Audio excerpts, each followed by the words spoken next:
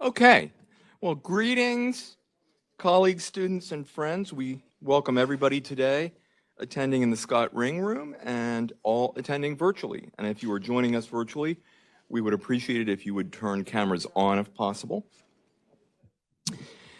Our HCCC family rejoices in the news that our 2026 HCCC valedictorian, Marlon Peña Crespo, who spoke at our last town hall meeting, has been selected as one of only 60 students from across the nation out of 1,300 applicants to receive the Jack Kent Cooke Foundation Undergraduate Transfer Scholarship.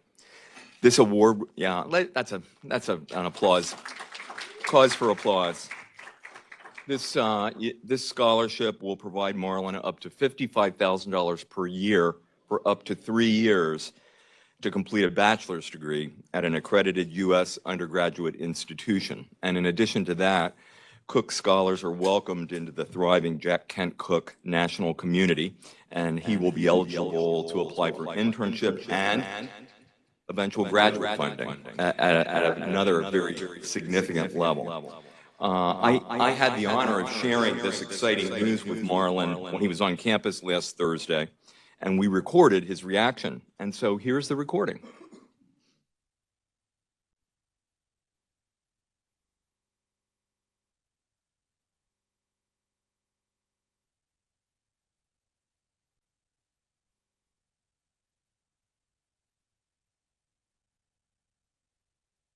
That's all we did. We just, yeah.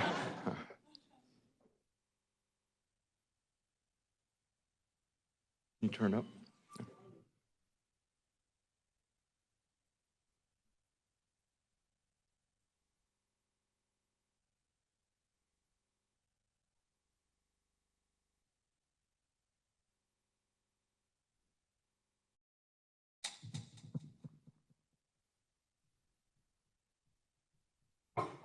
Bless you.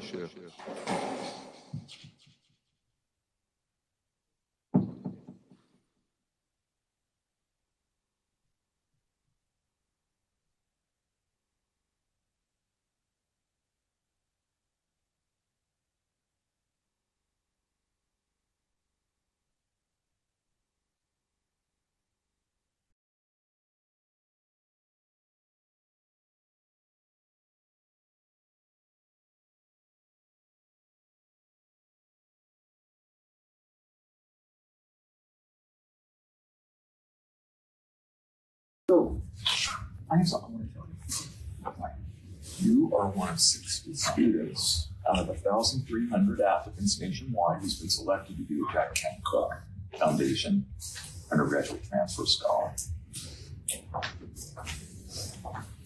And we have this for you. Oh my God.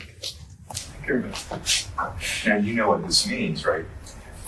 Up to $55,000 per year for up to 3 years to finish your bachelor's at Columbia, right?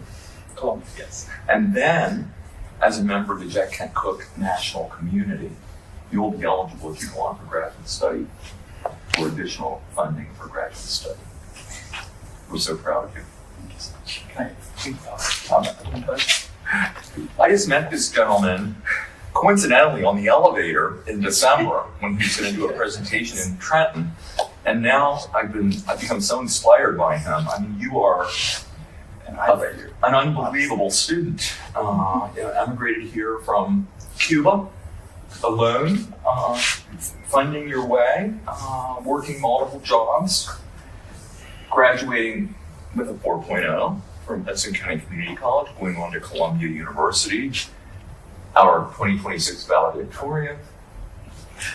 Your success is the college's success, and you personify our mission, and we're so proud of you.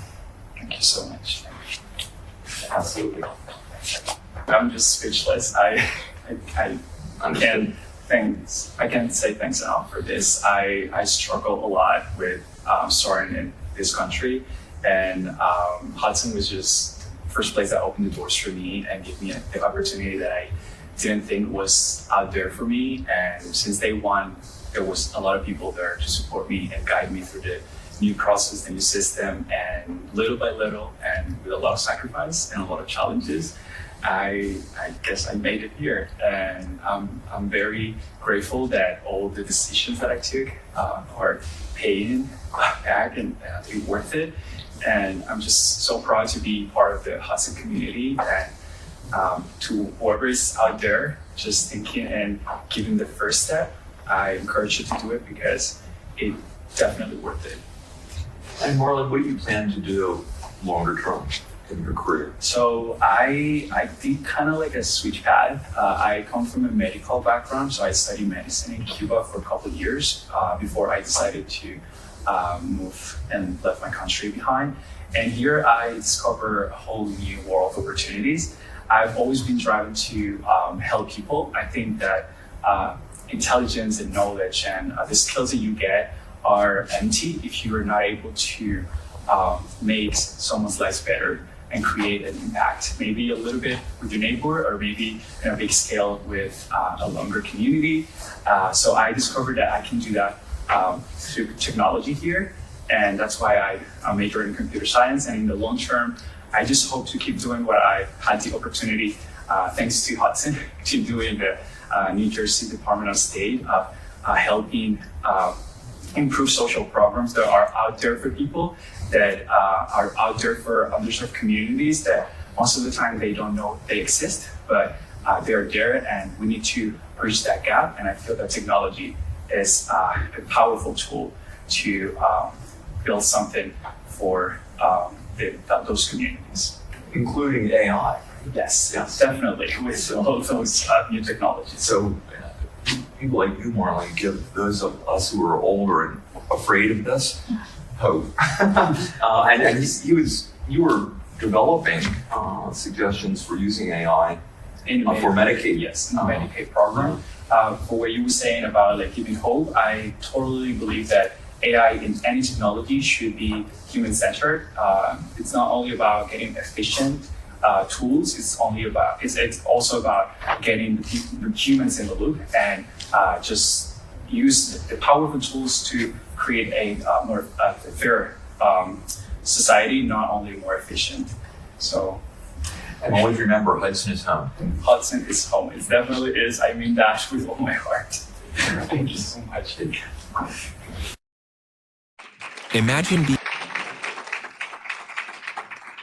So we, of course, look forward to celebrating Marlon's Jack Kent Cook Scholarship and his acceptance to Columbia University when he's introduced as our commencement valedictorian next Tuesday, May 19th. And speaking about commencement, our record number of 2026 Hudson County Community College graduates continues to climb. We now expect, as of the last conversation I had with Lisa, more than 1,730 graduates to be celebrated. That, folks, is an all-time record. That's something like 140 more than last year's record. And of course, many of us will be there celebrating our students at Sports Illustrated Stadium in Harrison. And as we're all aware, pre-commencement celebrations continue on campus virtually every day. What a time of great joy for the HCCC family. I do want to, on behalf of the entire college community, thank Senior Vice President for Student Affairs and Enrollment, Dr. Lisa Doherty, and our dedicated commencement planning team for their strong leadership. They've been meeting for months, and it's all detailed planning. Lisa, would you like to say a few words about commencement? Thank you.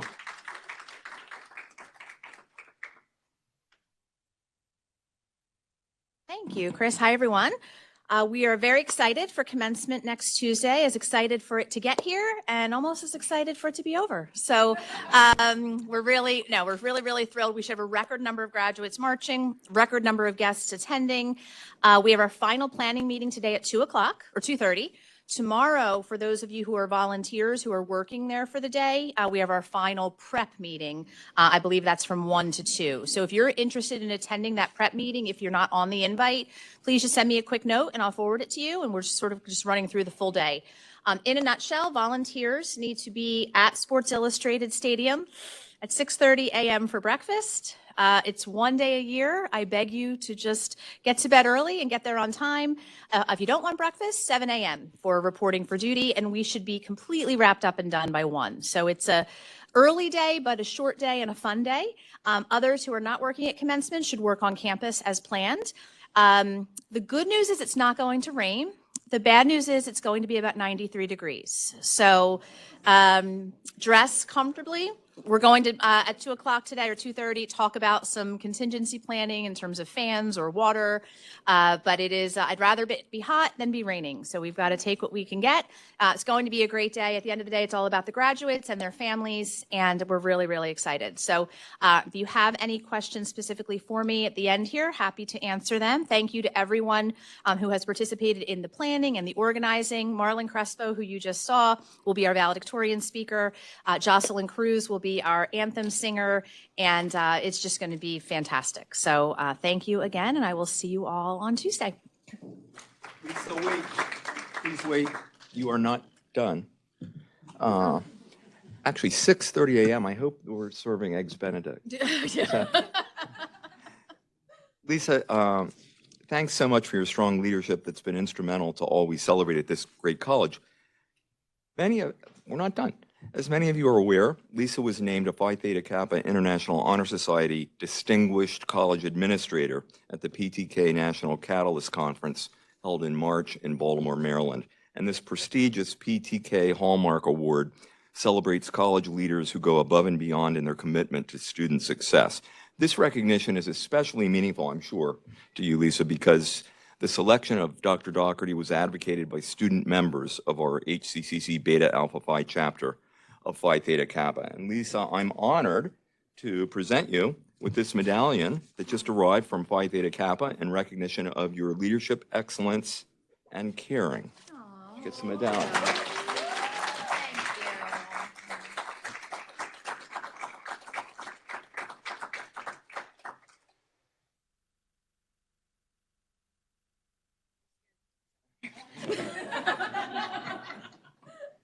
Wait, you're not done? No, I'm kidding.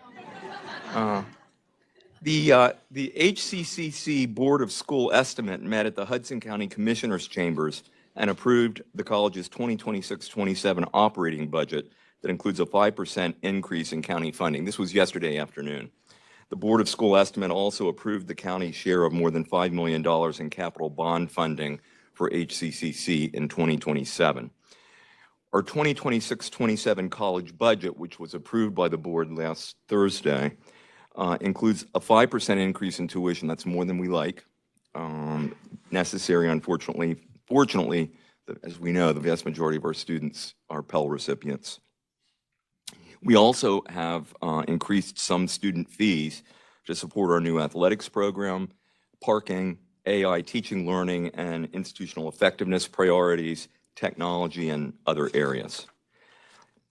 As I shared last month and in several meetings since then, the Board of Trustees has asked the administration to review guidelines, policies, and procedures related to professional development travel, and these guidelines will be presented to the board shortly. Meanwhile, the board has lifted the temporary pause in travel subject to several conditions, and Vice President Veronica Zeitner has led the preparation of these revised guidelines, and I've asked her to update us today. Veronica.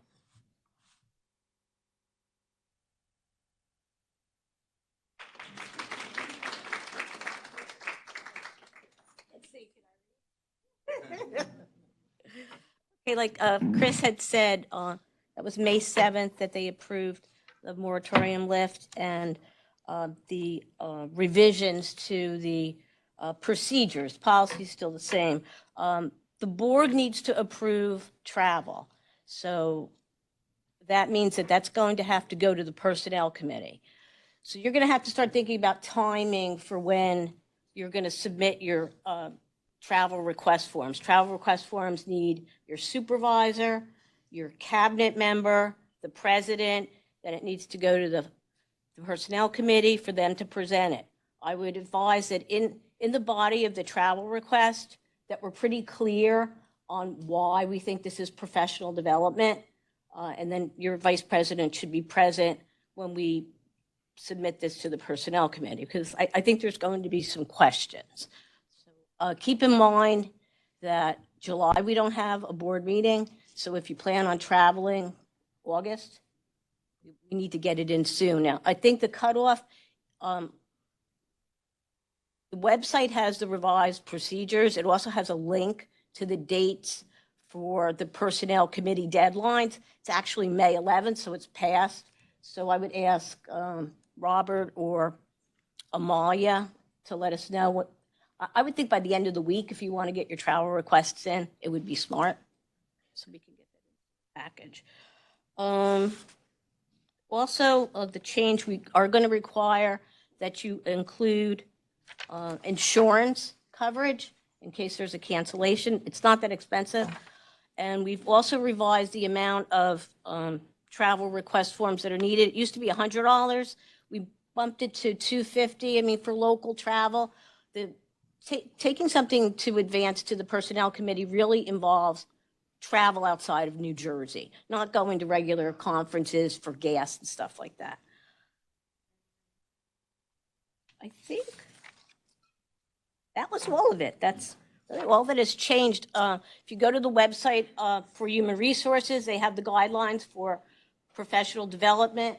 I think that they're going to be looking at making just things a little bit clearer so we all understand what's professional development and then what's travel and conference. I would give the example of like Middle States. Heather goes, she's our leadership for Middle States.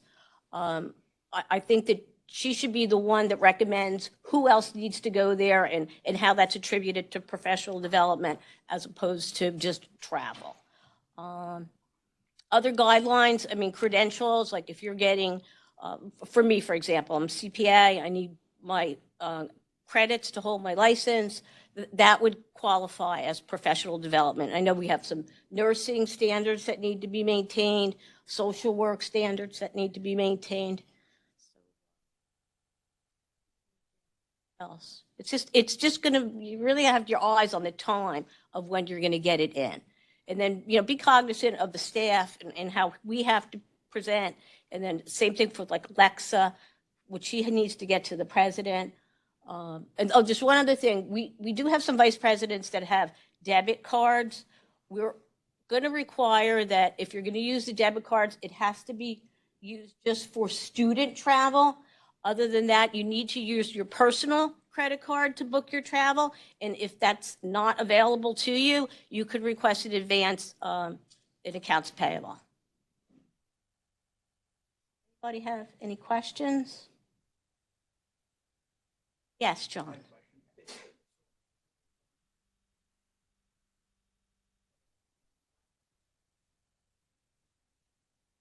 Oh, no, this is the new guideline. That's what the board resolution was on May 7th. Okay. Thank you, Veronica. Veronica, thank you and those working with you for your leadership. Last week, we celebrated our third HCCC Connect Transfer Student Partnership with colleagues from Rutgers University, Newark. Joining us in the Gabert Library 6th floor atrium were new Rutgers Newark Chancellor Dr. Tanya Smith-Jackson and many members of her team. We thank Dean of Student Success Dr. Bernadette So for her leadership of these new program articulations. And as many of you are aware, Bernadette actually worked at Rutgers Newark before arriving here, so this was especially meaningful for her and helpful to us. 4 initial program pathways between Hudson County Community College and Rutgers Newark have been developed for student transfer from our AS in Business Administration program to Rutgers BS in Marketing, BS in Supply Chain Management, BS in Leadership and Management, and BA in Public Administration programs. And 6 additional program pathways are under development in the areas of biology, psychology, social work, computer science, education, and criminal justice. And as many of you are aware, transfer to Rutgers has not always been easy for our students, and I think this is pretty exciting given that reality. So stay tuned for more information. This is just the next of what will be more and more new partnerships through our Connect model that we now have in place with NJCU, soon to be Kane, Jersey City, and St. Peter's University, now Rutgers, Newark, and more in the works. Bernadette, thank you for your leadership. You need deserves applause, please. Well, HCCC's Middle States Commission on Higher Education self-study co-chairs, Dr. Heather DeVries and Dr. Nadia Headley, continue to lead our self-study process, and they have an update for us today.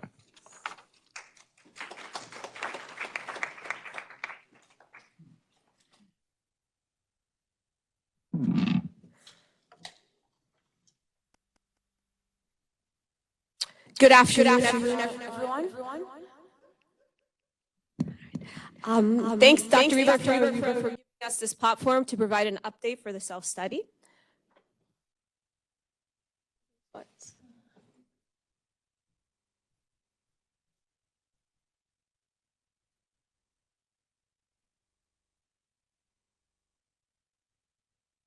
There we go.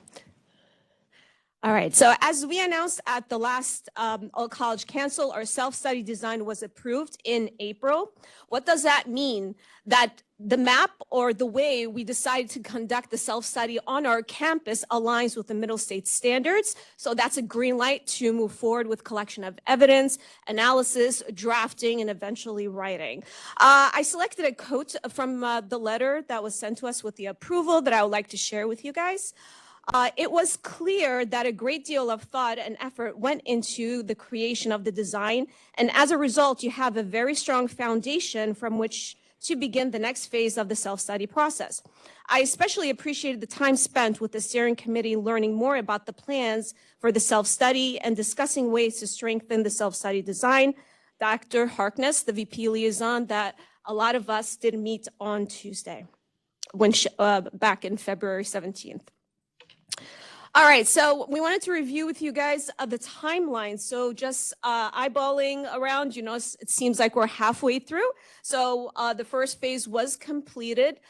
We are at the point that we're waiting for who will be our team chairs, but that will be a long stride until 2027.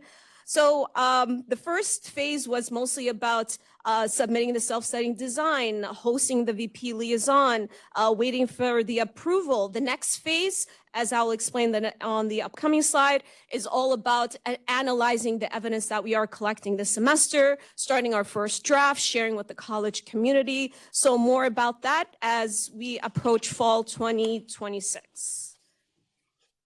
So our main goal for spring 2026 was collection of evidence corresponding to the Middle States criteria and as well corresponding to the HCC specific line of inquiries. The co-chairs and the steering committee had to organize the data collected according to the self-study design specific layout. We did ask them as well to start thinking about analyzing these data that they're collecting. No narrative is needed at this point, but just bullet points.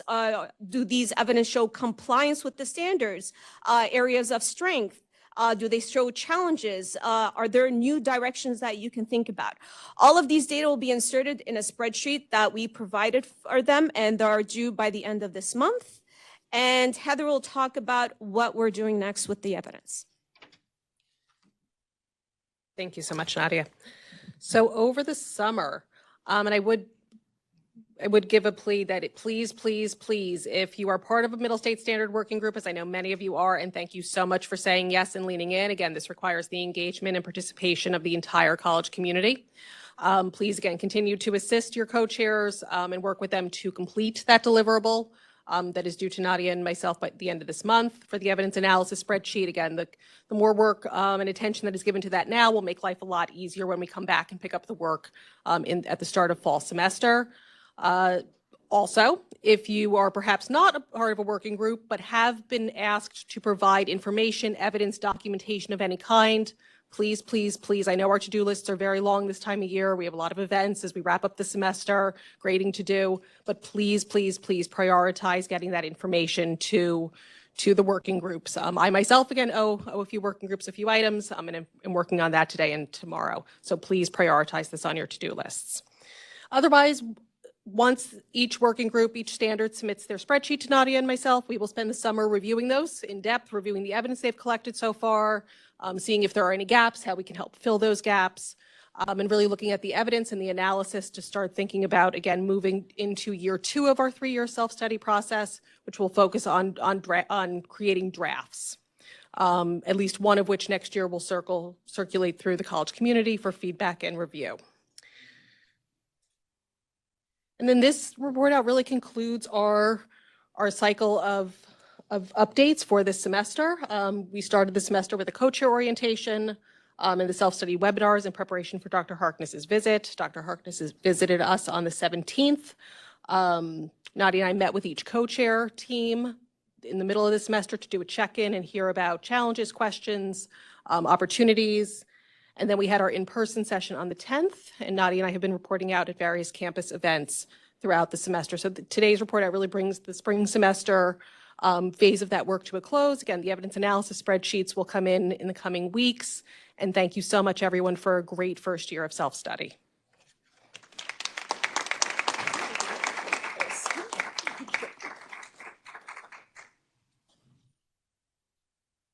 Fantastic. Thank you so much, Nadia and Heather, for your continuing exemplary leadership. Last Wednesday, we held the first meeting of our new Middle Eastern and North African Advisory Council. Similar to the Latino Advisory Council and the African American Community Outreach Committee, this group is charged with promoting higher education credential attainment in Hudson County, and more than 25 HCCC students, faculty, and staff attended this important kickoff event. Moving forward, the council will recruit external community partners and discuss strategies for increasing enrollment and promoting credential attainment across Hudson County and beyond. And on Thursday of last week, the HCCC Latino Advisory Council also held its quarterly meeting with strong attendance that filled the Mary T. Norton boardroom. Members of the Latino Advisory Council reflected back over the last 6 years since the council's founding, hard to believe, and they discussed a vision and plans going forward. With that, I'd like now to invite Vice President for Institutional Engagement and Excellence, Dr. Uris Pujols, and President's Advisory Council on Institutional Engagement and Excellence Co-Chair Diana Galvez to offer an update on their work and activities. And Uris will also share an update from our Federal Compliance Working Group that he co-chairs with Lisa. Thank you.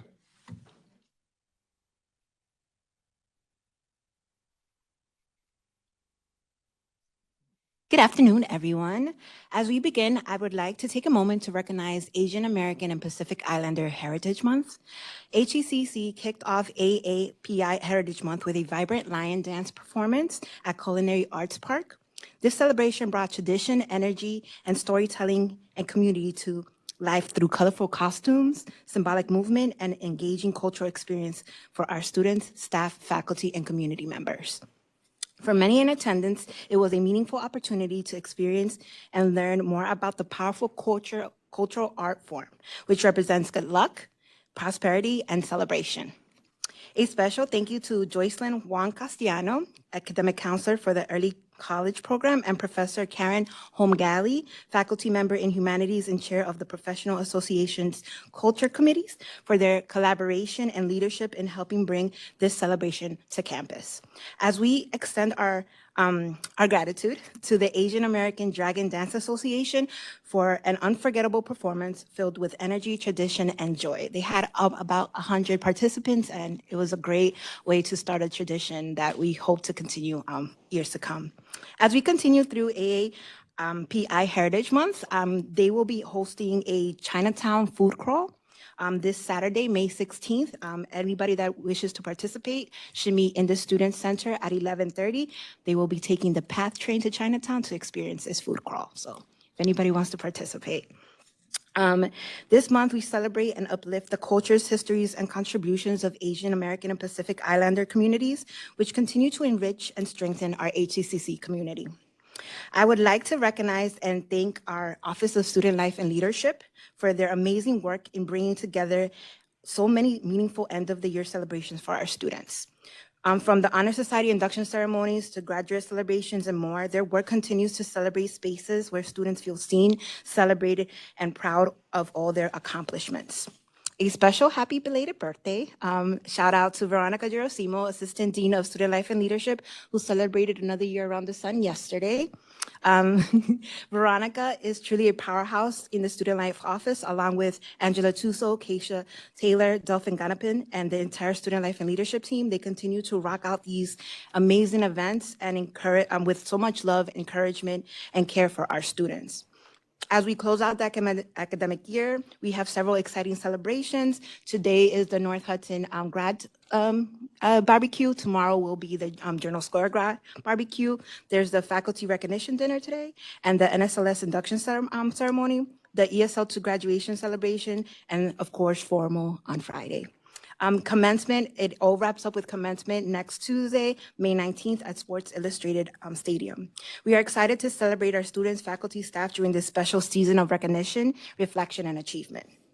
I would also like to share a brief update from PACE.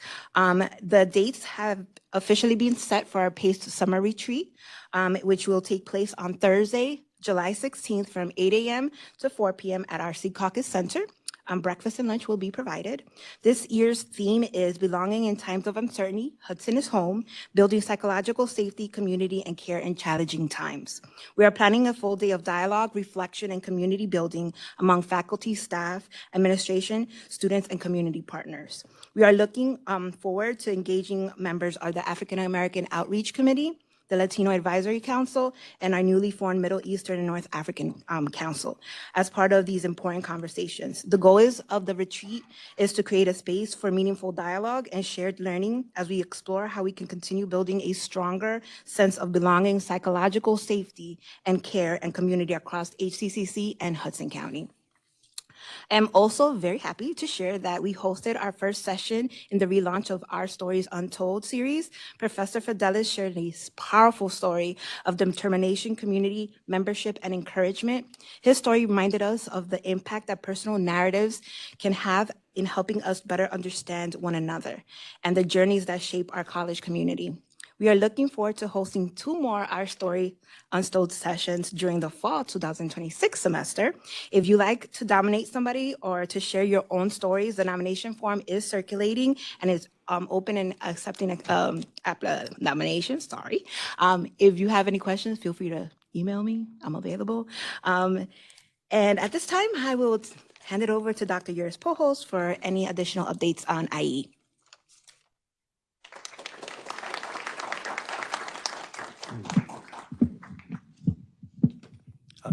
Thank you, Diana. I just wanted to take a moment also to thank those individuals who attended our Keep Our Hope Alive. There was a gospel celebration that we held in this room, April 30th.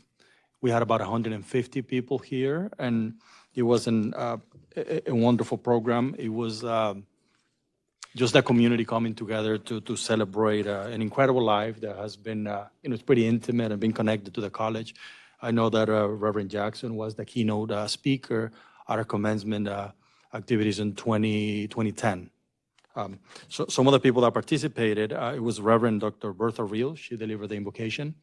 She is someone in the community that is a champion, a leader, and an alum of Hudson County Community College. So everything that she does, she gets to promote the college in that regard. Also, Helen Marla White, she performed 2 songs, I believe. It was beautiful. And also Trinity Lutheran Church Choir performed, as well as the Anointed Voices of Mount Pisgah. And just for the talent, also Rudy Snelling Jr. He was here a few years ago in our Juneteenth celebration. But every time you put a program of this caliber together, there's a lot of moving parts associated with it. And you have a plan A, then a plan B, plan A doesn't work, and then a plan C if that one doesn't work. And ironically, everything worked like a charm. And there was a reason for that. I want to recognize all the individuals behind the planning and curation and execution on this program. Myrta Sanchez, I think she's participating virtually today. Michelle Vitali, Sama Adewide, and Jack Endel.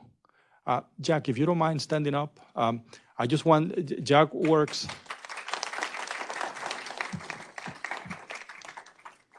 Jack works part-time in our Office of Cultural Affairs, and I was sitting here, and throughout the whole evening, he was like plugging things in and plugging things out, just connecting wires. I was like, what is he doing, you know? At the end of the day, that is why everything worked like a charm. And I just wanted to say thank you. Thank you, Jack. Chris mentioned the initial meeting of the Middle Eastern and North African Advisory Council. Also took place in this room. We had like about 25 people here. And again, the goal is for us to get a few more, essentially people for that community as well. And there was a lot of planning. I know that was one of the goals that Chris had as soon as he got here. And, you know, it took us a little longer to get there, but I think we're on track. And I want to recognize the people that help us put it together and that will continue doing the work getting us there. Professor Saliha Jigubi, Sama Adewalid, Myrta Sanchez, Richard Walker, and Matthew Fessler, again, for helping organize the program. We have a debrief tomorrow morning, and at that point, we're going to determine the dates that make sense and, you know, ensure that we continue to move the work forward as we've done with the other two councils. When it comes to professional development, Richard Walker from our office, he has developed the Institutional Engagement and Excellence Employee Training. That was along the lines of the eCornell Diversity and Inclusion Training Program that many of us, I believe there was like about 100 of us that completed it. And that started the pilot went out in 2023. And since then, over 100 people have enrolled on it. And, you know, nearly 60 have completed it. So this program has been, thank you, Roya. This program has been offered on ground in person, remote, and also asynchronous, fully online. And most recently, I know that many of you heard the Diversity, Equity, and Inclusion Student Passport Program. We just call it the Passport Program. That was a highly successful program that some of our colleagues were able to go out there and present in many areas. And you know, I'm happy to share that, you know, to some extent we've brought it back. The program, it's going to be offered fully asynchronous online. It has 4 modules. It's a 4-week program, but it's kind of like you go, you know, at your own pace. And this semester we had the pilot. We had 16 students participate, and the goal is for us to offer this every semester moving forward. And I want to thank Veronica Gerosimo, Keisha Taylor, and Richard Walker for their vision and leadership. You know, ensure that we have this important program available to everyone. From the offices of accessibility services and veterans and international student services, like many of us, all of us, we're just wrapping up the semester, reaching out to students, responding to their concerns, make sure that everyone is able to you know, finish the year in a strong position.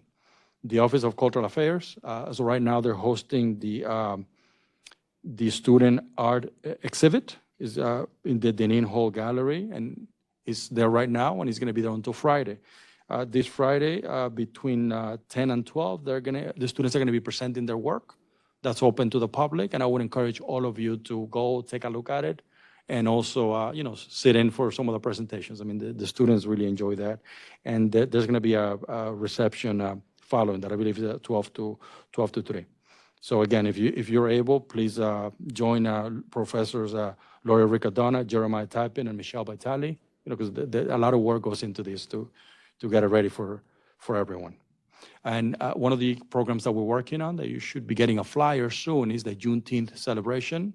Just give us a day or two, and we're hoping to have a flyer there for yet another, you know, incredible program open to that community.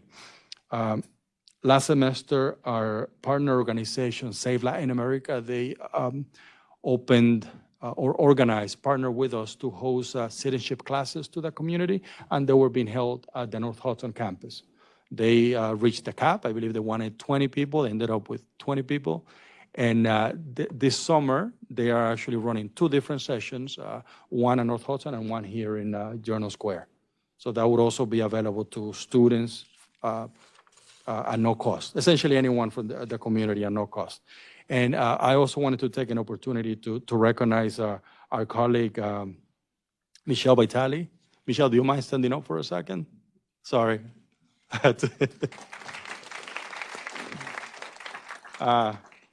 Michelle has been recognized as a Fulbright specialist for cultural affairs. And, just wanted to read a little bit of that description. The Fulbright Specialist Program, part of the larger Fulbright program, was established in 2001. The program deploys highly qualified American academics and professionals to share their expertise and strengthen institutions overseas with addressing shared challenges that benefit American communities and our world. So thank you, Michelle. Looking forward to that.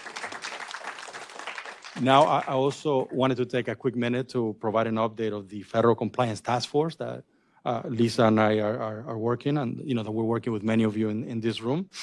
When it comes to providing support for students and flexibility, I know that Dr. Yearwood, who just worked in, collaborated with the other academic deans to have those tough conversations and ensure that the support has been, that the faculty are working with the students. And the plan was for faculty to handle those concerns case by case and ensure that they elevated to the coordinators at DINA as appropriate. And another step for that was also for Lisa to include this information on the college-wide communication that she shared with students. When it comes to accessibility services, we talked about ADA compliance and how we needed to update all the information that we have on the website and all the materials that we're putting out there. Many of you have had many meetings with Daniel Lopez for accessibility. You probably know by now that requirement has been postponed for a whole year, but we're not taking, we're assuming, trying to adhere to the same standard as much as possible. They might go back, they might just go with the current standard that we have, but we'll continue to do that. So Danielle is meeting with our colleagues throughout the college. Last week they met with Matthew Fessler and the enrollment team, because there's like the application and everything else has to be accessible, but more to come on that. When it comes to immigration support, we held another Know Your Rights legal session with a lawyer. That was on April 28th. We had like about 10 people in the room and like about 25 participating virtually through the WebEx. I know that we invited Jack Quigley, there he is, Jack Quigley, to answer any questions that might come up. Sadly, there were no questions for Jack in that meeting, but he was there. But again, we recorded the session. Will be available virtually for everyone. And the recording will be available for all of you to see. One of the takeaways from the discussion is that some of the students that we're speaking with, they're the ones that are being detained and their family members that are being detained. And we know of 2 cases, at least one student and then one family member, they're being taken out of the state. And we asked, what is the reason for that? And the explanation that she provided is that New Jersey does not have enough detention facilities to host people here. So if you're detained, there's no space. It's almost an organic process that they'll take you to another place, another state. But she did express that if you have legal representation or legal counsel here in New Jersey, they can still help you represent you there. There's a lot of virtual components that they could do. There's some limitations there, but the information is there. Some of the other items that we discussed, the C Campus grant, right now is being reviewed, updated, make sure that it gets strengthened, and the goal is to submit it by May 29th. And I know that Dr. Clark and Catherine Morales and others are working on it to ensure that we have a strong application. We talked about workforce Pell implementation, and that's coming. And once approved, we just need to work with Illusion to support that we're able to migrate it from Elevate to Colleague. And that would include a couple of colleagues, right, from the registrar, student accounts, IR, and so on. And 2 programs, patient care technician program was submitted for state approval, and then massage therapy certificate program is also in development, but that should probably qualify for regular Pell. The other item that we discussed was the Department of Justice was suing the state of New Jersey. As you know, when you apply for financial aid, if you do not have a Social Security, we do have like an alternative application that you could apply for. That's like for DACA students and others. So now the state of New Jersey is being sued for that. And, some of the calls that some of our colleagues have attended, Sylvia Mendoza and others, the recommendation that they're providing is that if you have any questions, just don't answer, right? Like, I have no comments at this time. So that includes our report. And I just wanted to, again, just thank Dr. River for the opportunity to work on this. Thank you.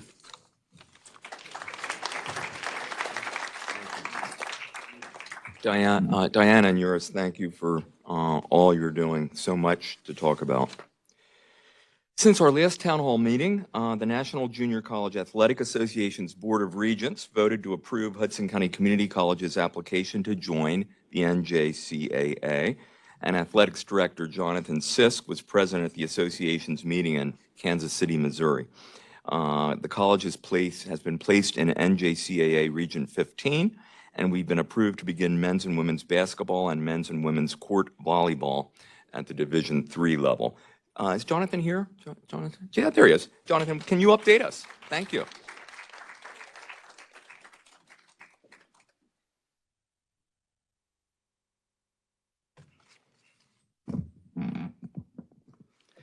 Good afternoon, everyone, and thank you, Dr. Reber, for giving me the opportunity to speak.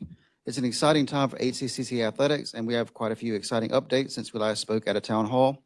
I'll give brief updates on our hiring processes, NJCAA processes, and the plan for the upcoming seasons. We have fully staffed our basketball programs with the hiring of head coach Ethan Nordon and assistant coach Kevin Baksh for our men's program, and head coach Carlos Cueto and assistant coach Isaura Guzman for our women's programs. Coach Nordon has NCAA experience with Iona, Franklin and Marshall, SUNY Canton, and SUNY Potsdam. Currently works in the NBA office. Coach Baksh has a reputation as a great recruiter in the New York, New Jersey area, and has worked with Coach Nordon in the past with SUNY Potsdam. Coach Cueto comes to Hudson after an unparalleled career as a high school coach for Union City High and was Hudson County Coach of the Year twice. Coach Guzman has worked with Coach Cueto at Union City over the past several years and has experience growing the game of basketball internationally in, listen to this list, South Africa, India, Rwanda, and China, while working for the NBA's international initiatives. The coaches have been hard at work recruiting, and there are currently several recruits on the women's side and the men's side in the early recruitment period. We'll be working with communications to put out information on each of the commitments over the summer. We also currently have the Associate Director of Athletics position posted and plan to have the role filled before the start of the fall semester to more support the student-athlete experience. Changing gears to the administrative side, we've been in the process of gaining admission into the National Junior College Athletics Association for a little over a year, and that process culminated in our unanimous approval as a member at the NJCAA Board of Regents meeting on April 16th in Kansas City. We were approved for admission into the NJCAA and Region 15. That approval begins our transition into an institution that offers intercollegiate athletics. That transition is a well-defined process by the NJCAA that slowly acclimates the institution while preparing it to be a full member in good standing. This coming year will be what the NJCAA terms our year 0, followed by our year 1 in 27-28, and then full membership with no restrictions at all in 28-29. During this period, the NJCAA will provide resources that will be beneficial in our transition while we provide the full intercollegiate athletics experience to our student athletes, students, and community. Finally, a brief update on what the coming seasons will look like, which is what I'm sure you're most interested in. We will have a full season for both men's and women's basketball with games to begin in November and end by the end of February. The game schedule will be completed and communicated over the summer. We've already been contacted by several institutions in both New Jersey and New York, so we're working on those schedules currently. We have been working with our county partners to secure a facility as we await the completion of the amazing Center for Student Success. And High Tech High School in Secaucus has agreed to allow us access to their beautiful facility for practices and games for the upcoming season. We're looking forward to being able to bring the talents of our student athletes to Secaucus, and I hear there's parking, so I'm hoping to see all of you there. Thank you again, Dr. Reber, for the opportunity to speak and everything you've done for HCCC athletics. Thank you. Jonathan, thank you for your extraordinary leadership of this exciting new chapter in the HCCC story. Well, Hudson County Community College hosted its first ever alumni reunion last Thursday at the Culinary Conference Center, and this was a featured event of the college's 50th anniversary celebration, 50 and Forward, This inaugural gathering brought graduates back to campus to reconnect, strengthen alumni engagement, and celebrate the college's legacy and impact across generations. The evening included a welcoming reception, remarks from College and Alumni Association leadership, and other activities. I'd now like to invite Vice President for Advancement and Communications, Nicole Johnson, to offer an update of this and other activities of her office. Nicole.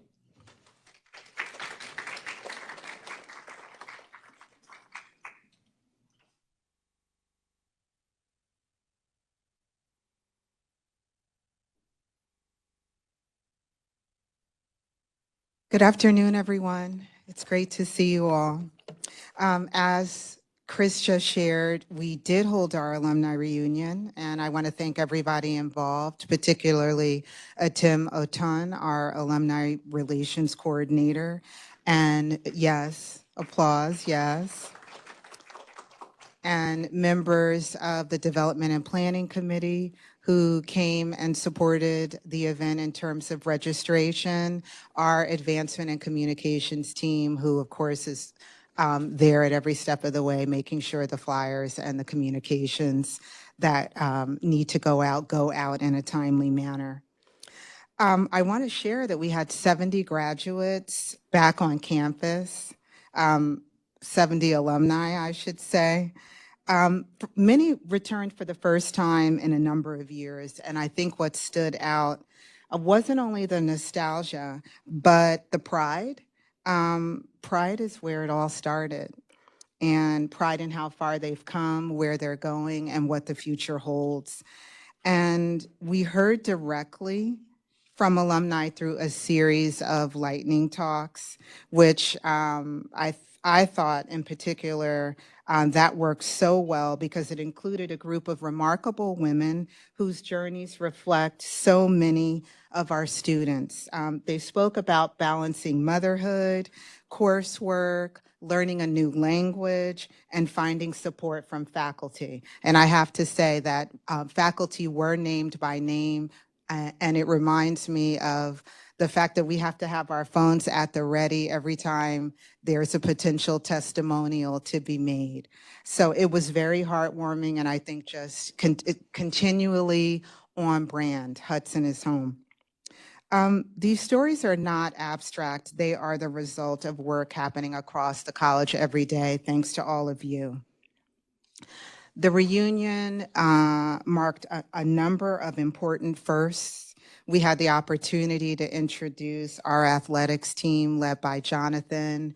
Our coaches were present. There was a lot of excitement and enthusiasm. Folks wanted the schedule, the mascot, all of the details, which we are working on, I promise you. When alumni stay connected, they become advocates, they become mentors, they become panelists, and ultimately, of course, they become donors. And donors are going to sustain and grow this institution.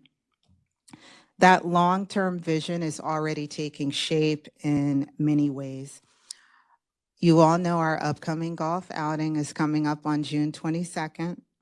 It's at Brook Lake Country Club in Florham Park, and today we've raised $50,000 toward our goal. It's a stretch goal of $100,000 this year.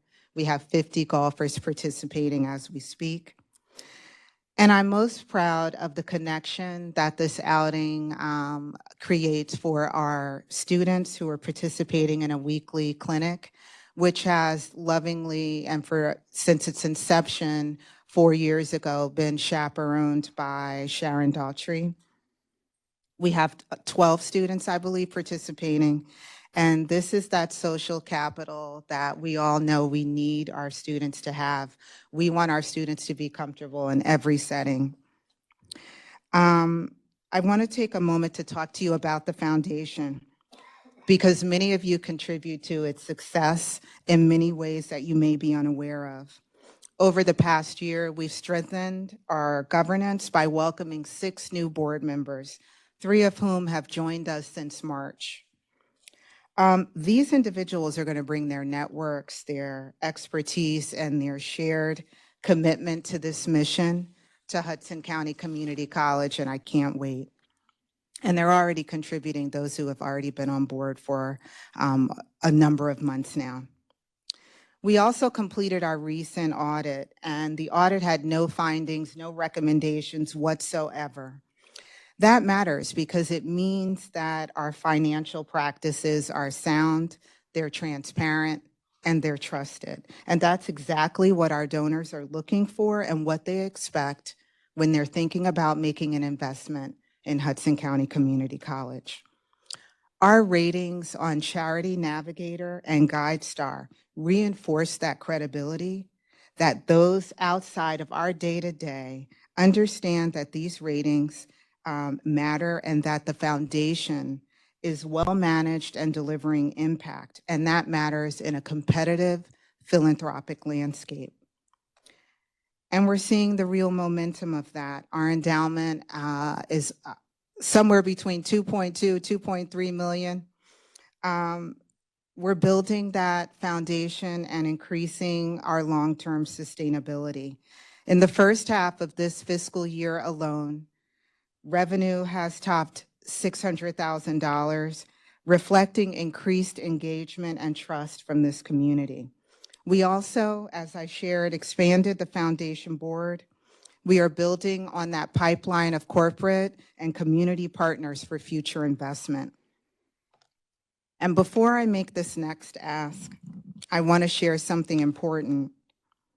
When we reach out to employees about giving, we have Salesforce, which is our marketing cloud platform that allows us to now see who's engaging with this community, who's opening all those emails for all of the events that you all are working so hard on, who's responding. Well, we're getting all that data now, at least for those communications that are going out through Salesforce. And I'm happy to share that 600 of our alumni, 600 of our employees are opening these emails. On average, that's an open rate of about 31%, and that stat is coming from what Lucian was reporting as 2,000 employees on record. That click-through rate is high, and what this is telling us is that you all are paying attention and that people care about what we're building. So, I'm almost finished, but this is probably the longest presentation I've made since I started here, and here's the reason why. In 2021, our president, Chris Reber, established an endowment to support DACA students. He created, at a time when we needed it, a permanent source of funding that supports our students and prioritizes access to education and opportunities that they deserve. As we prepare for his farewell celebration, I want to frame that in a moment of recognition and as an opportunity for participation. If his leadership has meant something to you, if you've been impacted from this institution and our students, there is an opportunity for you to honor his legacy and ours, frankly, by contributing to this endowment or to an area of the college, frankly, that aligns with your passion. I want to be really clear. Participation is what matters. It's not the amount. It's about our shared investment in this mission, our mission. And because everything we've talked about today, the alumni returning to campus, the students stepping on the golf course for the first time, the strengthening of our foundation, and the creation of opportunities, new opportunities for support, points to one thing.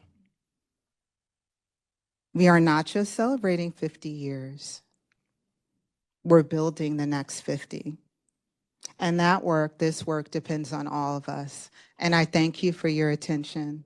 And I thank you, Thank you all for giving this your consideration.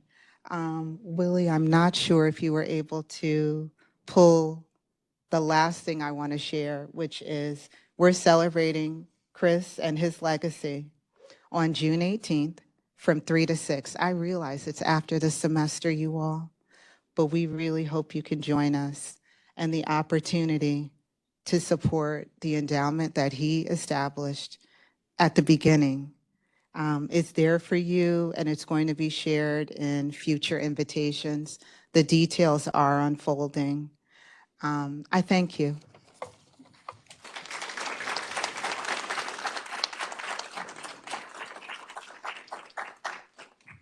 Thank you so much, Nicole. I'm going to get emotional. I appreciate that.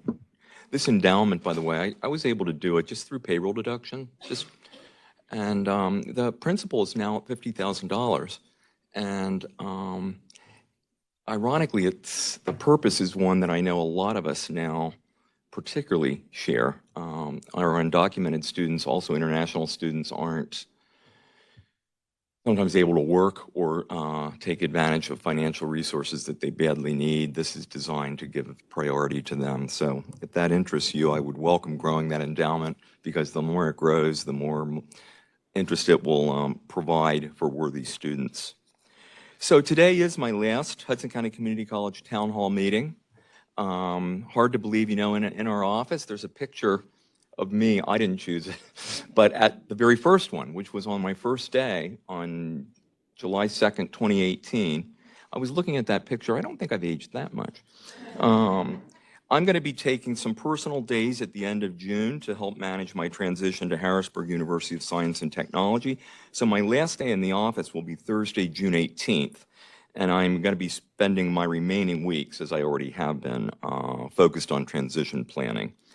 I just want to say to all of you, it's been the honor of my life and career to work side by side with all of you over these last 8 years. I'll always love Hudson County Community College and its people, and I feel grateful and very satisfied that I think I leave the college in a better place than when I began as your servant leader president in 2018. We've been through a lot together. Middle State's reaffirmation of accreditation in 2019, the pandemic, 2 strategic plans developed through college and community-wide engagement and focused on our shared values and priorities of student success and institutional engagement and excellence, formerly known as diversity, equity, and inclusion. 3 successful cycles of union contract negotiations, renovation and opening of the Student Center that's become the beloved living room of the campus for students, faculty, staff, and others. Planning for and the debut of our new athletics program that will be housed in the $105 million 11-story Center for Student Success now under construction. Maybe most important, our collective caring for one another, including, I'm going to try to hold it together here, including navigation of national and world issues and conflicts deeply affecting our community. Building and achieving trust and high student, faculty, and staff morale, which are now firmly embedded in our college culture. A college-wide commitment to employee professional development, and don't let go of that. That has been critical to everything we celebrate. The development of a new college endowment, as Nicole mentioned, I have currently valued at $2.5 million. I always round up. And it's certainly poised for significant growth going forward. Deep engagement in achieving the dream with multiple mission-centric outcomes, such as the Hudson Scholars Program and our focused work in every part of the college to achieve continuing increases in student retention, degree completion, transfer, and the achievement of our students' goals, work that has led to 6 record graduating classes in the history of this great college, including the all-time record 1,370 graduates we'll celebrate next Tuesday. Indeed, Hudson County Community College has achieved unprecedented excellence in every area that's been recognized with a plethora of local, state, and national awards over the last 8 years. And all of our myriad points of pride are the result of the inspirational engagement of this entire HCCC family around the shared values and priorities of helping all students succeed and reach for the American dream. It's been an honor and the joy of my life and career to serve and support all of you on this transformational, inspirational, and truly life-changing journey. And as we always say, it takes a village. In the years ahead, these transformative outcomes and mission-centric points of pride will further grow and blossom through the continued unwavering and caring engagement of everyone in this inspirational college. I wish the HCCC family much continued success. Hudson will always be home. Thank you.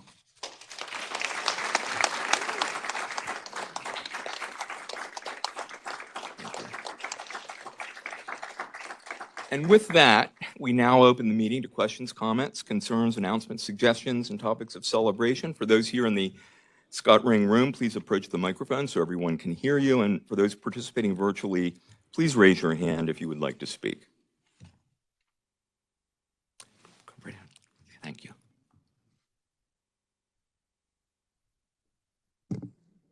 Is this on? Oh, I guess it is. Woo.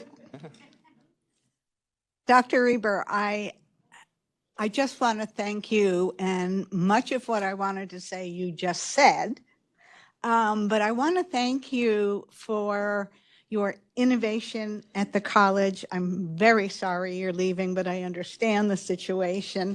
But you're caring for the faculty, you're caring for the students, and you have changed the morale, certainly of faculty and staff, with your innovations. I know it takes a village, but without you, we wouldn't have had that village. And so I just want to thank you, and I will miss you and our connection with Hubert Humphrey. Thank you.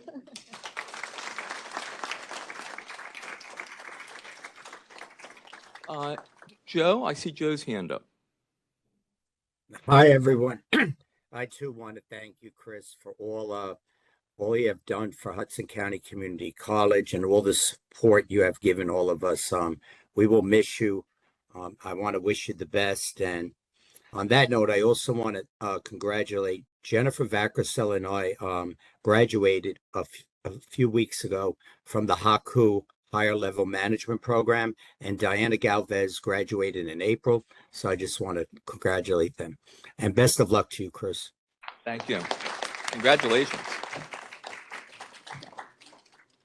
I have a question. I am an alumni of this college. I graduated in 1987.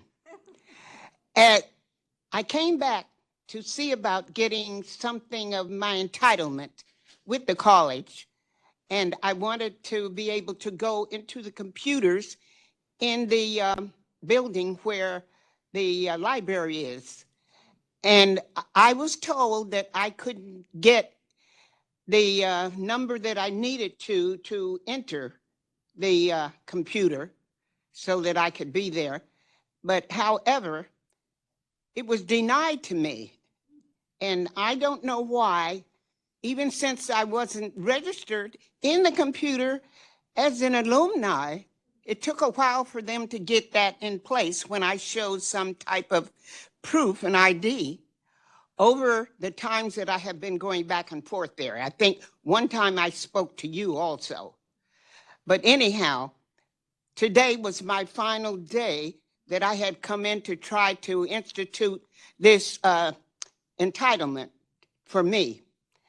And even though I had graduated so far back in the past, I don't know whether as to why I'm not on your registry as a, alumni.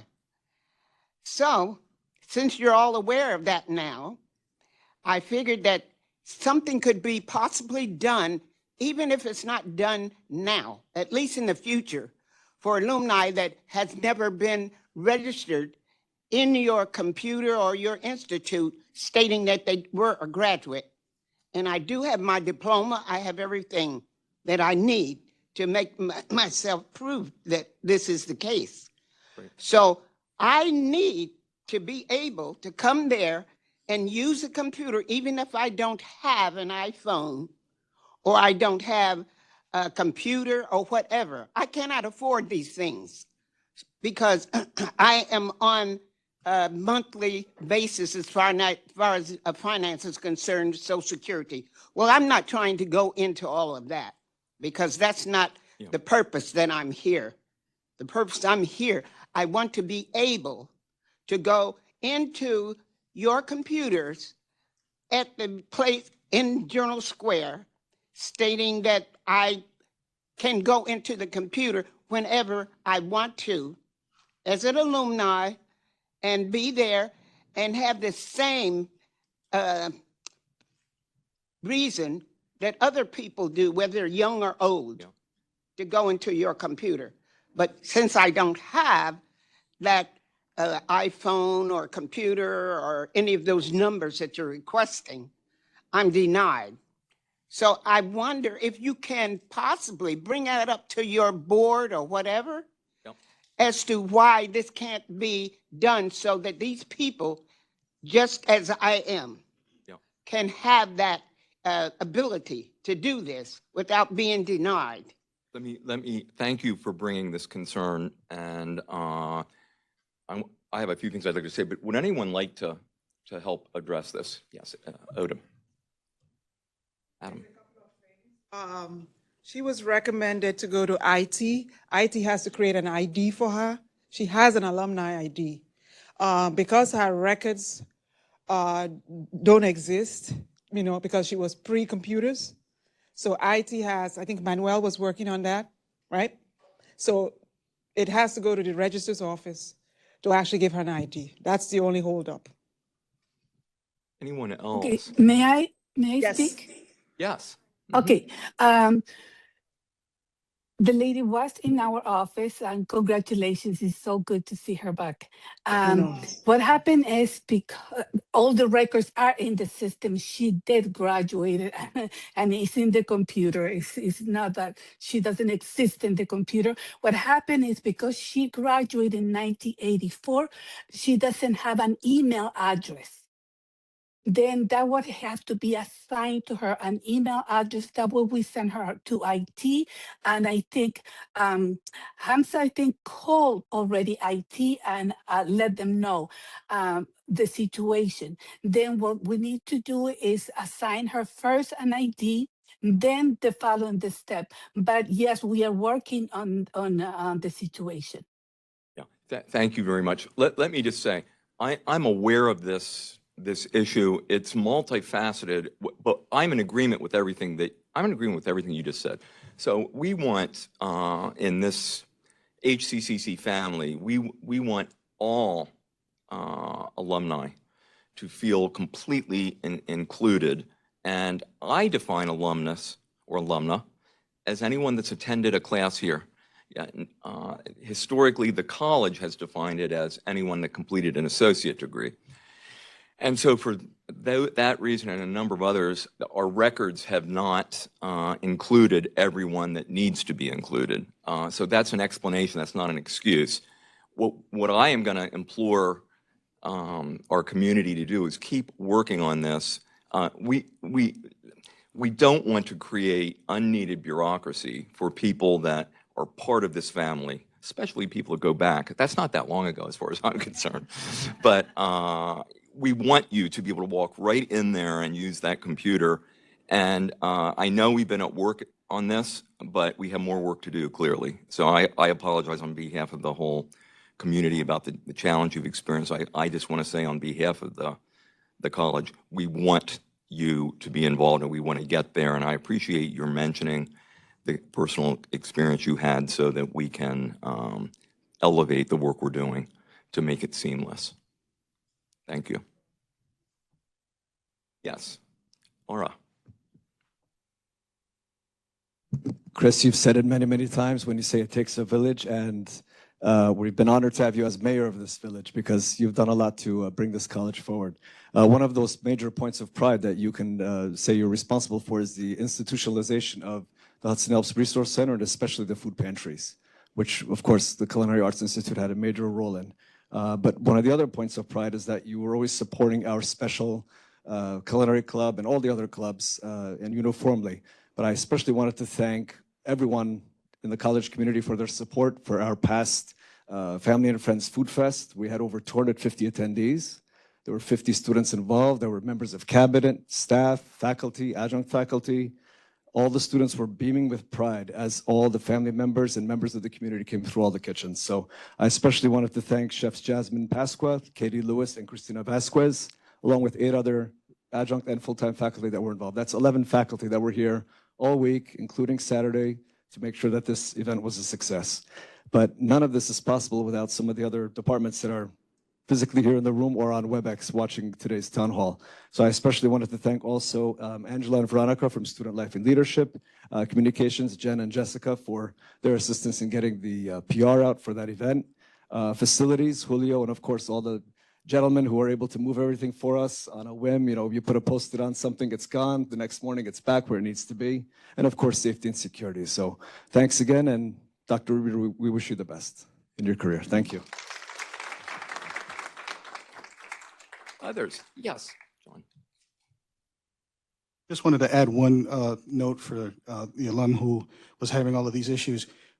Since you have an alumni card, you're welcome to come to the library and use the computer resources there. Just come in, let us know. I think you and I spoke some time ago. I think I helped you with filling out the form. Right. So we can, in the meantime, until you get the email situation straightened out, you're welcome to come and use the resources there, and we'll help you out with logging in.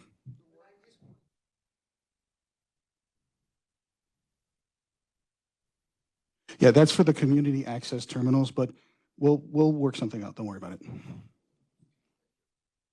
Royal.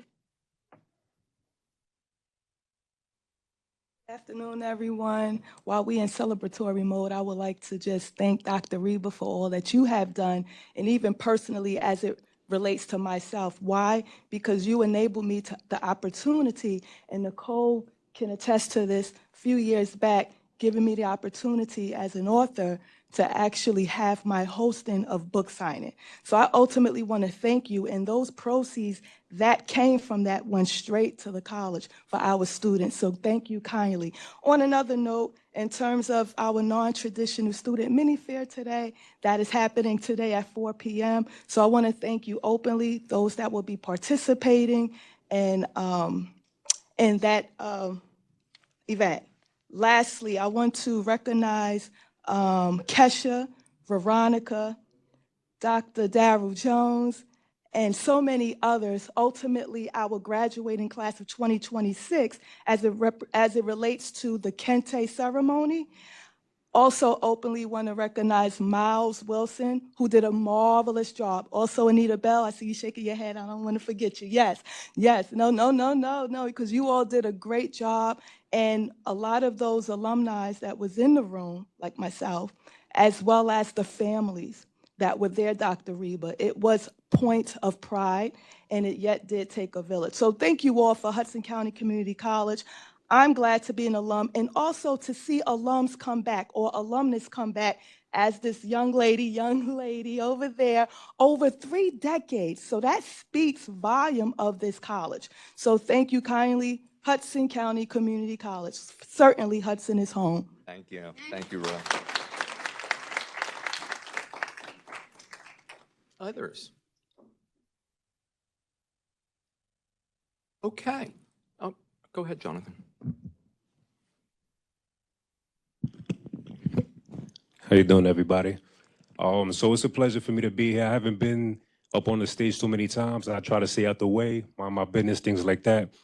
Dr. Reba, I do appreciate all the years of service you've contributed to the college. I was a student here, as you know. In 2009, 2010, I was part of the police and fire program, and then I became a student over here. My goal in life has been to give back to the community. I'm from Jersey City. I grew up here, spent a lot of years growing off Martin Luther King Boulevard. As you know, I've been denied my tenure or what have you. Obviously, I know I'm going through a process, what have you, but I think it's important for us to acknowledge a couple of things. I looked at the 2025 reports for HCCC. Half the students are full-time students, the other half are part-time. Only 61% of the full-time students actually get retained after their first full year of enrollment. 43% are retained after their first full year of enrollment, and that's the part-timers. This is a 2-year school. out of these 6,000 students that are reported, only 1,000 graduate in their first year or in 2 years. The rest, it takes them 3 years or more to graduate. This is problematic. One of the reasons I was denied my tenure was because I supposedly give too many A's, okay?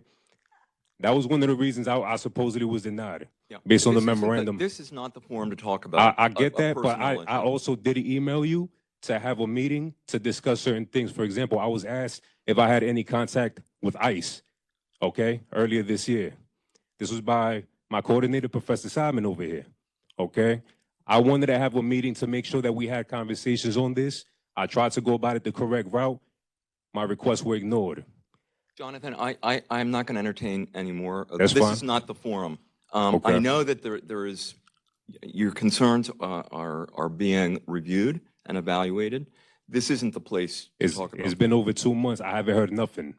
So to your earlier point, though, let me just Uh-huh. say, we're well aware of, we're well aware of the fact that our students are navigating whole life challenges that are the reason they don't complete sooner. This has been the focus of my entire presidency, and in the community college sector nationwide, a majority of students attend part-time because they have to. They're working, they're they need raising to, children, yes. et cetera. Right. And when you're attending part-time, you're stopping in or you're stopping out. It takes too much time, unfortunately, to finish a degree. And Absolutely. we've been all about trying to remove barriers and to speed up completion. And the success of this institution over the last 8 years in this regard is remarkable. So we've gone from a 3-year completion rate of first-time full-time students, which is what we report to the U.S. Department of Education, of 13% in 2018 to 29%, I think now approaching 30% college-wide. And within Hudson Scholars, it's 40%. And in Dr. 6 Reba. years, our students transfer and/or complete at levels higher than the national average, which is phenomenal when you That consider doesn't who- reflect in the who we serve. 43% that are retained, as well as in the 61%. I just want to acknowledge that Let we're me very- just get one more minute, because I never speak. I've been here for 7 years as a professor. I at least should speak this last minute. We have 100 full-time faculty here. This is an over 50% Hispanic student population. There's only 10 full-time Hispanic professors on this campus out of 100 professors. 70% are Caucasian, which is fine, but at the very least, they need to be able to connect with the students in order for students to be able to further basically understand their studies and things of that nature. And so the reality is that there's studies and there's research that shows that students learn better when they relate to the professors. I'm not saying that it has to be 100% Hispanic, but 10% in a 50% Hispanic Serving Institute is honestly disrespectful. Only 10% of the students on this campus are white, 90% are black, Arabic, Asian, Hispanic, the majority Hispanic. This school receives funds for being an HSI. All right, so there needs to be more consideration given to the type of faculty. Even if I don't get hired, it's not about me, but there needs to be more diversification for other people to be able to come here and teach the students. I was a student here. I grew up in Jersey City. I worked in Rikers. I worked in the halfway houses. I went to NYU, and I came back to teach at a community college. If I'm not qualified, who will be? And then on top of that, if you treat me like this, what other treatment are the students going to receive? How can we expect that the students are going to receive any better treatment from professors, especially when they're not even from the community? They just come here to cash a check and call it a day. So that's all I got to say. Listen, I wish you the best in all your endeavors. I appreciate the way that you've tried to support in different avenues or what have you, but I think it's important for people to understand that this is a community college. I'm from the community, all right? If we really putting our money where our mouth is, we have to truly understand this and try to put practice into real life. So I appreciate it. And if you're open for a meeting, I'm more than open to talk about it. Thank you. Thank you. I don't disagree with anything you said in terms of wanting to continue to work on work we continue to do to try to help our faculty and staff more closely resemble the diversity of our students. That's priority work that it's part of PACE and so many other things we're doing at the college. So You know, we're totally on board with that, and we have made some progress. The So, numbers don't show thank that. you. But thank you. Have a good I one. just want to say, Hudson, okay, John, did you want to speak? Okay. Before Jen spoke, I just wanted to also add, I've been at the college for 20 years, and when I got to the Dean's Council, the graduation rate was 9.5, meaning that the IPEDS calculation, that every time you look at every full-time student that gets enrolled at the college, out of 100, less than 10 of them graduated within the 3 years that we measured. And the last number that we shared, it was like 28 or 29, Chris. So essentially, we've seen that number triple. So I think that we've seen that the retention, we've seen the completion rates, and I think Chris mentioned in his remarks earlier that this is going to be the sixth consecutive year that we have a graduation record. Like every year, we get more students, so they're getting to the other side in larger numbers. And to Jonathan's point, is a work in progress. We're never there, and continuous improvement is certainly part of what we do here. But John. Yeah, so I just want to reiterate, I completely agree with the sentiment entirely. By nature, I am an empiricist, but you also need to be empirical within a context. So what you're saying is true, Jonathan. However, so you brought up the point of a 2-year credential, right? So we're a 2-year college. Often that is sort of a misnomer because many students don't complete within 2 years. There's a reason for that. We're an open access institution. Upwards of 70% of students who come into this college are not college ready, which means they have to take credential elongating courses that delay their time to completion. For years, the idea of somebody graduating in 2 years from this college was basically, it wasn't a thing. We're talking about in the neighborhood of about 2% of incoming students. This is for full-time students, by the way. That number has increased 7-fold. It's just over the last 8 years or so. So I'm talking about going from about 2% to what now we've seen in the neighborhood of about 13.5% to 14.5% over the last few years. That's not an accident. Those things have happened because of actual implementation of well thought out initiatives at this college, things that, quite frankly, I have worked at other institutions. Leadership does not have the guts to invest in. We have had leadership who's been willing to invest in and experiment with things that are grounded in some empirical basis, a hunch that is an informed hunch about what might be helpful, what might work. We have put that into practice. We have continued to evolve those things, Hudson Scholars being one of the things we have done at scale. I think Dr. Reber mentioned the success rates of those students. So what did we do? We gradually increased it. We're at a point now where about 85% of first-time, full-time students who come into this college are going to be a part of some kind of intensive student support program. And 2 years from now, we will continue to see those numbers increase. Other things, so just as an example, once again, I am a huge proponent of the idea that students need to be learning from people who look like them, who they understand. I think that is so much a part of the values of this institution. However, once again, you have to look at those types of things in context. Faculty are tenured. They have been here for a very long time. I don't think anyone's recommending that we, fire 50% of the staff so we can level out equity within the full-time faculty. However, if you look at faculty who have been hired over the more recent period of time, those numbers, the ratios of the race and ethnicity of those numbers more accurately reflect what our student body has looked like. So as Yura said, it is a work in progress. Everything's a work in progress. We do things at this institution that are guided by our mission and humanity in a way that is not common in higher education.